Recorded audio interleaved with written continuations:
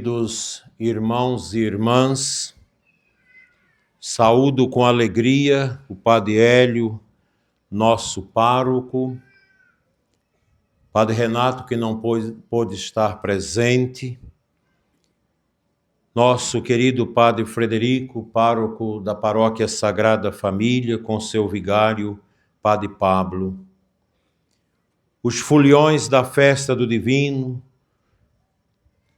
os casais imperadores, os catequistas, os crismandos e todo o povo de Deus reunido nesta noite, inclusive nossos visitantes e as pessoas, as autoridades saudadas no início pelo Padre Hélio.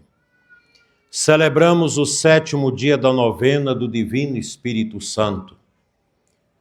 Diante desta antiga igreja de posse, ovacionada por uma belíssima multidão de fiéis silenciosos, piedosos e orantes.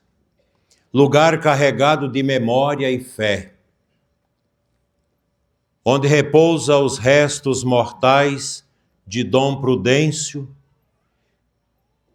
há mais de 100 anos, e onde tantas gerações apreciaram os dons do Divino Espírito Santo aqui há mais de um século, aprendendo a amar a Cristo e a Igreja. Basta contemplar as pinturas antigas, as fotos antigas da nossa Igreja. A palavra de Deus hoje nos coloca diante de uma verdade muito séria. O cristão precisa aprender a discernir os espíritos. São Paulo vive perseguições, divisões e conflitos, mas o Senhor lhe diz durante a noite: tenha confiança. É preciso que tu sejas minha testemunha. Esta palavra, meus irmãos, vale hoje para todos nós aqui presentes, especialmente para vocês que hoje recebem a crisma, aprimorando o poder espiritual que vocês já receberam no santo batismo. A crisma não é uma simples cerimônia religiosa, ela é fortaleza espiritual. O Espírito Santo unge estes jovens e adultos para viverem a fé num mundo marcado por profundas batalhas espirituais, culturais e morais. Hoje percebemos claramente 3 forças atuando no mundo: o Espírito de Deus, o espírito humano fechado no orgulho e o espírito do mal. O Espírito Santo conduz à verdade, à santidade e à vida eterna. O espírito do mundo conduz ao egoísmo, ao relativismo e ao afastamento de Deus. A primeira batalha que nós estamos travando no mundo e também no Brasil é a guerra cultural. Existe uma tentativa organizada de destruir os fundamentos da civilização cristã.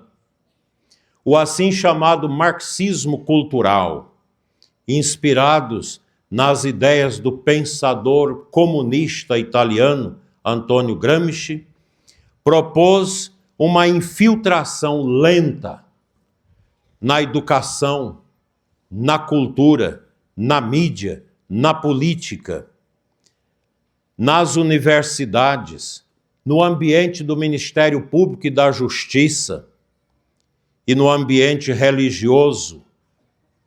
Talvez tenha começado na Igreja Católica, aqui no Brasil, há cerca de 70 anos, para desconstruir a fé, para relativizar a moral e enfraquecer a família. Ter fé, você pode acreditar nas pedras, nos ETs, você pode acreditar em tanta coisa. Não precisa acreditar em Cristo. Basta que você tenha fé em alguma coisa, até no espírito do seu gato que morreu. A moral. Você faz o que quer da sua vida. se você quer trocar de sexo, se você quer unir-se a uma pessoa do mesmo sexo, se você quer casar com 3, com 4, com 5 pessoas, não tem problema ao mesmo tempo. Você não tem que dar contas a ninguém da sua consciência e da sua vida moral. Isso chama-se relativismo, combatido tenazmente pelo Papa Bento XVI. Isso é uma desgraça, gente. Porque o ser humano, quando perde a consciência moral, ele sofre a infração ética. Ele perde a consciência de responsabilidade. E quem mais é destruído com tudo isso? A família humana. Sem a família humana, como nós a entendemos a partir da Sagrada Escritura e dos ensinamentos da Sagrada Escritura e do magistério da Igreja, a nossa sociedade vai se afundando de cabeça para baixo. Hoje, vemos isso claramente nas redes sociais, nos meios de comunicação. Vamos analisar, por exemplo, a ação da Rede Globo nos últimos 50 anos, as novelas, como elas desconstruíram a família, como elas prepararam o coração da humanidade aqui no Brasil para a revolução cultural marxista. Hoje vocês veem como estão as nossas universidades, as nossas escolas, como está a nossa juventude, e aqui eu quero saudar especialmente a juventude que está conosco aqui em grande número, porque a juventude está descobrindo a farsa da revolução cultural marxista, inclusive produzida pelos meios de comunicação, sobretudo pela Globo. Quem promoveu o desquite, o divórcio, se não a Rede Globo com as suas novelas perversas? Quem insinuou a família sem ser católica, sem ser cristã, a família relativista, se não esta emissora? As novelas que começaram simples lá atrás, mas elas foram aprimorando até aparecer o beijo na boca publicamente, depois os adultérios, as insinuações sexuais, o beijo gay, e por aí vai, até chegar aos nossos dias que já não tem mais limite. Mas graças a Deus, o povo de Deus está dando troco. Essa gente das redes sociais, das emissoras, dos meios de comunicação contrários aos valores da família, estão perdendo cada vez mais audiência, porque nós estamos sendo despertados para lutar contra isso. O homem moderno é levado a viver como se Deus não existisse. Isso não pode entrar no nosso coração. Nós estamos aqui porque nós cremos na força e no poder do Espírito Santo. Nós cremos no perfume de Cristo, do Cristo ressuscitado, que incendeia o nosso coração, incensa a nossa fé com o doce aroma do seu perfume. Monsenhor Zezinho, nosso ícone na diocese de Formosa, compreendia já naqueles tempos profundamente isso. E os mais velhos lembram da luta do Monsenhor Zezinho, inclusive contra o comunismo, falando claramente contra isso. Eu sei que alguns de vocês não gostam que a gente toca nisso, mas se eu não falar para vocês isso, as pedras não falarão, e muito menos a Rede Globo. Foi um sacerdote simples, fiel à igreja, sempre de batina, profundamente unido ao povo e à evangelização. Defendeu a educação, como vocês sabem. Num tempo em que posse era muito atrasada, ele fez tudo para que nós tivéssemos aqui boa escola e faculdades. Fortaleceu as famílias e ajudou a criar raízes profundas na fé, aqui em Formosa, na diocese de Formosa, aqui em Posse e região. E ele dizia que a fé precisa criar raízes na vida do povo. Essa era a pregação dos padres antigos, de Dom Vito, Dom Chaves, Padre Luiz Maria Olabarieta, todos os sacerdotes antigos que pregaram por esta região. E realmente, meus irmãos, sem raízes espirituais, o povo se torna presa fácil das ideologias, sobretudo o comunismo. Ah, mas o comunismo não existe no Brasil. Não existe? Como não existe? Está aí a cultura woke. A mostra disso nas universidades. Está aí. A destruição da família. A destruição da concepção de propriedade privada. Nós estamos vendo a nossa liberdade sendo tirada no Brasil. Como não é comunista isso? Basta a gente ler. Nós temos obras maravilhosas sobre isso. A segunda batalha que o mundo hoje enfrenta, e aqui no Brasil muito vivamente, é a batalha da guerra política. Vivemos tempos difíceis no Brasil. Polarizações, manipulações ideológicas, perda de confiança nas instituições, todas emparelhadas, restrições às liberdades, prisões de pessoas inocentes, insegurança social. Muitos observam com preocupação as práticas autoritárias que nós estamos vivendo no judiciário, desequilíbrio entre os poderes da República e situações dolorosas envolvendo presos e exilados políticos. Como é triste você ver um juizinho novo pedindo o encarceramento de um casal que educa seus filhos no homeschooling.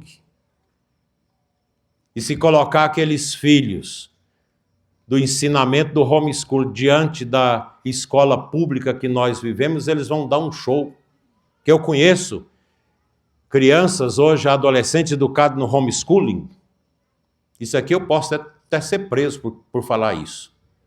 Mas nos Estados Unidos são milhões de famílias que usam o homeschooling. Meninos que já crescem sabendo latim, sabendo grego, sabendo inglês, sabendo tantas coisas, criando uma mentalidade humana tão bonita que nós não temos mais na escola pública do nosso Brasil. Ontem alguém me mandava uma performance que foi feita no espaço social de uma escola no Brasil, de uma pessoa nua, um homem nu com o corpo pintado, fazendo aquelas paranoicas ali na frente daquele povo, se mostrando. Gente, isso é cultura? Isso edifica a pessoa humana? Vocês, professores da rede pública, vocês concordam com isso? Vocês concordam com o material aí de ideologia de gênero, de desautorização da autoridade dos pais com seus filhos? Muitos observam realmente com preocupação que nós estamos vivendo esse desequilíbrio entre os poderes da República e situações dolorosas envolvendo as pessoas do 8 de janeiro, que eu acompanho várias delas. Que tristeza, que dor. Agora mesmo eu escutava um analista fazendo os cálculos do que nós pagamos para manter os 3 poderes de Brasília. É um absurdo. E agora aumentaram, os deputados aumentaram os seus salários. É impressionante. Quanto dinheiro, quanta mordomia, quanta comida chique nesses ambientes, às custas do povo pobre, que hoje vê seus comércios sendo decaídos, fechados, vê a sua vida sofrida por falta de recursos, enquanto que aqueles que estão à frente do poder vivem uma vida anababesca. Quando a política perde a sua referência moral e transcendente, ela se transforma facilmente em instrumento de dominação. Tira Deus de fora. Quer agora por tudo tirar os crucifixos, tirar a reverência religiosa. O Brasil nasceu católico, gente. O Brasil nasceu aos pés da cruz. E a primeira coisa que faz é tirar tudo de católico das escolas, mas outras religiões pagãs têm toda a liberdade de estar apresentando seus cultos nas escolas. Por isso o cristão católico precisa ter discernimento. E lembrar sempre, nossa esperança definitiva não está nos poderes humanos, mas em Cristo ressuscitado. O momento, meus irmãos, no Brasil é de união dos cristãos, das pessoas de bem, não de divisão, para combater essa guerra política, essa guerra cultural que nós estamos vendo, que nos espanta. Nós mais velhos, eu já com meus 66 anos, nós estamos espantados com aquilo que estão passando para as nossas crianças, com o que se espalha nos meios de comunicação. E a terceira batalha, meus irmãos, é a guerra espiritual. Essa é difícil. O demônio existe e atua no mundo. O exorcista italiano Gabriel Amor dizia: o maior triunfo do demônio foi fazer o mundo acreditar que ele não existe. Mas agora tem gente que diz: eu sou servidor do demônio. Há templos oferecidos a ele. O demônio está sendo cortejado. Há alguém que diz: nós precisamos defender o demônio, porque o demônio não é ruim. O demônio é escarniçado pela Igreja Católica, pelos cristãos. A que ponto nós chegamos? E o exorcista norte-americano Chad Hepperger alerta que Satanás age especialmente destruindo a oração, os sacramentos e a pureza e a unidade das famílias. E é isso mesmo, guerra espiritual. E essa guerra atua dentro da guerra cultural e dentro da guerra política. O que nós vivemos no Brasil hoje é também uma ação visível do diabo nos poderes. Quando você vê um presidente do Senado se acovardando, não abrindo as CPMIs para apurar as corrupções, quando você vê um governo que faz tudo para trancar as CPIs, para não chegar onde precisa chegar, quando você vê as barganhas, isso é obra do inimigo. E nós precisamos rezar por essas pessoas, tanto do judiciário, tanto do legislativo como do executivo, porque são almas humanas batizadas que estão se perdendo por causa do dinheiro, por causa do poder, por causa do desejo de dominar as pessoas, do desejo de implantar o comunismo no país. Em muitos lugares houve perda da reverência, da devoção, do silêncio sagrado e da consciência sobrenatural. O demônio tem entrado até na liturgia, onde as pessoas têm feito da liturgia um show, não uma reverência a Cristo. Tem feito da missa, às vezes, um homocentrismo, onde apresenta o ser humano e não o Cristo. Quando se perde o sentido da Eucaristia, da oração e da penitência, a fé vai se tornando fraca e superficial. O que nós precisamos fazer? A festa do divino, o que precisa? Precisa trazer os corações para o altar de Deus. Que bonito, antes da missa, a adoração e a bênção do Santíssimo realizada pelo nosso diácono. Que bonito. Uma igreja onde Cristo é o centro, Jesus presente no pão e no vinho consagrados no seu corpo e no seu sangue. Sua presença em corpo, alma e sangue e divindade, isso é que cura o nosso povo. Por isso a novena do Divino Espírito Santo é tão importante. O Espírito Santo é a força de Deus dentro da alma de cada um de nós. Ele nos dá discernimento, coragem, sabedoria e fortaleza para resistir ao pecado, meus queridos jovens. Ah, mas é difícil viver a castidade no namoro. Não é. Se vocês viverem a castidade do namoro, o casamento de vocês vai ser para sempre. O ser humano precisa do Espírito Santo para resistir às suas concupiscências, suas tentações carnais. Para isso nós precisamos dos 7 dons do Espírito que estão descritos ali naquelas faixas. Nós precisamos disso. Porque o Espírito Santo, ele cria a resistência em nós quando nós deixamos. Mas como eu vou aceitar o Espírito Santo se o orgulho está dentro da minha alma, se o pecado, se a concupiscência, se a sexualidade, se os vícios, se a maldade está dentro de mim? Nós precisamos levar para isso, os deputados presentes aqui, prefeito, nós precisamos levar essa espiritualidade para dentro da política.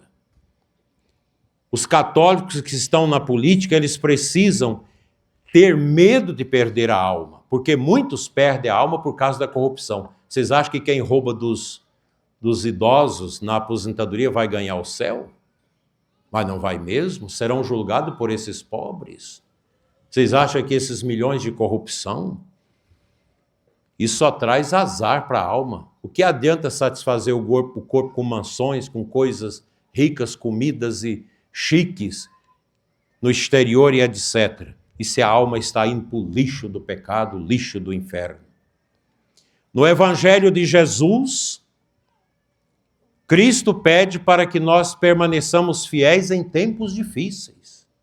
Não é porque o mundo agora faz tudo errado, eu vou fazer. Não, nós somos católicos, nós somos cristãos. O cristão não é para ser melhor do que o pagão, mas nós temos que ser diferentes no jeito da gente vestir, no jeito da gente cumprimentar os outros, nos nossos negócios, na postura política, na postura familiar, no namoro, no casamento. O católico é diferente. Antigamente, entrou essa mentalidade que o católico tem que ser igual ao mundo. Os padres têm que ser mundanos. A gente olha as fotografias dos padres antigos, tudo tomado por essa revolução cultural marxista, porque ela entrou primeiro na igreja, destruindo a beleza do padre, colocando os padres como qualquer um nesse mundo. Hoje, em muitos lugares, você não sabe quem é padre. Outro dia eu estava indo para um congresso, num avião, e lá no congresso descobri que tinha mais de 20 padres no avião, não sei quantas freiras, e eu vestido de bispo, meu terno tudo direitinho, sem nenhuma vergonha de ser padre. E alguns disseram, eu estava no avião do senhor. Eu falei, mas não vi, porque estava tudo a paisana. Vocês querem os padres vestindo igual vocês, igual os nossos padres aqui de Formosa? Vocês estão contentes com os padres daqui? Sim. Vocês acham que o padre de batina afasta-se do povo? Não. Nunca. Monsenhor Zezinho nunca tirou sua batina. E nunca afastou do povo. Nunca deixou de visitar os doentes, cuidar dos pobres. Nós precisamos reformar a igreja com aquilo que é da igreja. O sacerdote não se pertence. E vocês têm que ajudar os sacerdotes a serem padres. O sacerdote é para ser um homem diferente. Não melhor do que ninguém, mas diferente. O padre não pode ser igual a qualquer homem. O padre é padre, ele é pai, ele é pastor. E Jesus reza ao Pai para que todos sejam um. A verdadeira unidade nasce da verdade, da caridade e da fidelidade a Cristo. Nosso Senhor quer a igreja unida. O Espírito Santo nos foi dado para não para nos acomodar ao mundo, mas para transformar esse mundo pelo nosso testemunho, nos negócios, na vida familiar, na vida mesmo de igreja. Às vezes tem muitas picuinhas dentro das paróquias, gente que fica brigando, discutindo, fofocando, falando mal uns dos outros, falando mal do sacerdote. Deus não quer isso. E para vocês que hoje recebem a crisma, que receberão o selo do Espírito Santo, isso significa que vocês passam a pertencer com mais unção a Jesus Cristo. Vocês não podem viver escravo das drogas, dos vícios, da pornografia, que é uma droga pavorosa dos nossos tempos. Vocês que estão metidos na pornografia precisam sair disso, antes que seja tarde. Mesmo que tenha que procurar um psiquiatra, saiam disso, porque a pornografia é o esgoto do inferno derramado na mente e na alma dos cristãos. Um cristão, a pessoa que está na igreja, não pode carregar essa marca da pertença ao demônio pela pornografia, que hoje é uma doença que pega todos os campos da nossa sociedade. Nós não podemos ser, meus queridos crismandos, discípulos da mentira, porque a mentira vem do demônio e a verdade vem de Cristo. Nós não podemos ser discípulos da violência e da perda de fé. A crisma faz de vocês hoje soldados espirituais de Cristo, homens e mulheres, para estar sempre diante de Deus, com seu jeito de ser. E nesta noite também somos chamados a olhar para a história desta terra. Quantas novenas, quantas procissões em torno desta igreja ao longo desses mais de 100 anos. Quantas bandeiras do divino passando pelas casas, nas fazendas e nas cidades. Quantas famílias sustentaram a fé nesta região. A bandeira do divino continua sendo a visita de Deus às famílias. Quando você recebe a bandeira do divino na sua casa, sinta a emoção da presença missionária de Cristo na sua vida, porque a bandeira do divino, ela é a expressão da missão. A igreja está viva, a igreja está indo às casas, cantando os louvores do divino Espírito Santo. Também a coroa do divino recorda que o Espírito Santo quer reinar sobre a nossa cidade, sobre as nossas fazendas e povoados. A coroa do divino, ela entra nas nossas casas para simbolizar o trono do nosso coração recebendo o divino Espírito Santo.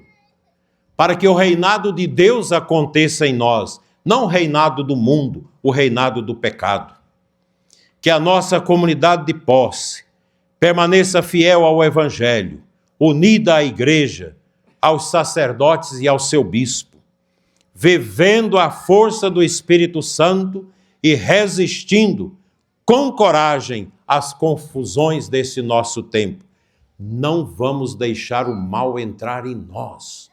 Não vamos deixar, meus irmãos, os tentáculos do comunismo que vem através de certos partidos abortistas, miseráveis da nossa nação, entre no nosso coração, criando a raiz do mal, criando esta urtiga, esse fedegoso do mal dentro do nosso coração. Arranquemos tudo isso e joguemos fora com toda a força do nosso coração. Que o espírito da confusão não entre dentro de nós. E terminamos olhando para a Virgem Maria, a esposa do divino Espírito Santo. Ela permaneceu firme aos pés da cruz e perseverou em oração no cenáculo, aguardando com os apóstolos a descida do Espírito Santo em raios de fogo sobre os apóstolos e ela no cenáculo, e ali nascia o fervor da igreja. Eles saíram sem medo pelo mundo e chegou a fé até nós. 2000 anos depois, nós estamos aqui na mesma fé de Pedro, de Nossa Senhora, de Paulo, dos apóstolos, dos padres da igreja, para dizer que nós cremos no reinado de Cristo, nós cremos na intercessão de Nossa Senhora, nós cremos na força do Espírito Santo.